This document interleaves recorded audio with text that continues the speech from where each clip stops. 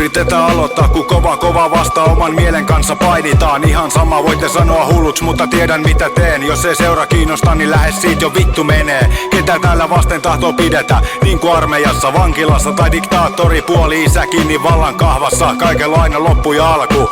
Valmistaudu sillä kello tikittää, ikä alkaa painaa ja kohta oot jo vainaa. Ja jatketaan koska yrittänyttä nimenomaan laitetaan. Oltiin Janni kanssa viettää iltaa, viski ja viina vittu vähemmästkin tiltaa. Baari oven nyrkkinaama vilahtaa hetken kadoksissa ja Janni makaa maissa naurahaltioissaan. Mitä siellä makaat, kun just vedit mua patarepen nauramaan ja ilta jatkuu totuttuun tapaan.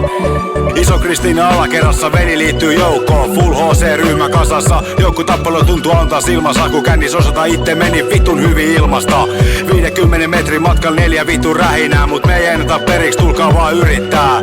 Siihen vihan määrä ei mikä asteikko riitä, moni on saanut osansa siitä. No totta kai mekin, mut ota huomioon, et toisenlainen nautinto sekin. Siitä sitten satamaan, muuta bosseen tapamaan, matkas pliffi huulee, viha haitu ku tuhka tuulee. Porukka kasassa, laivaravintola ottaa bisse hannasta, kuumun takaisin pommista joka odottaa taskussa. Homma hallussa, meni viikko vielä toinenkin kun sienipäissä hortoilin. Joko alkaa kuulostaa tutulta kun päivät, viikot, kuukaudet, jopa vuodet katoo aika monilta.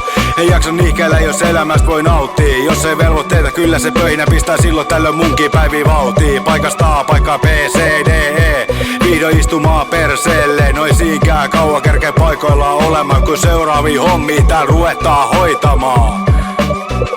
Kunnes se kuuluisa stoppi iskee, yritä olla sitkeä, ne tuntees pois kitkee. Olkapäällä hyvä ja paha kiihotusko kyyneliä itkee, mut mitä vittua sitten? Niin, mitä vittua sitten?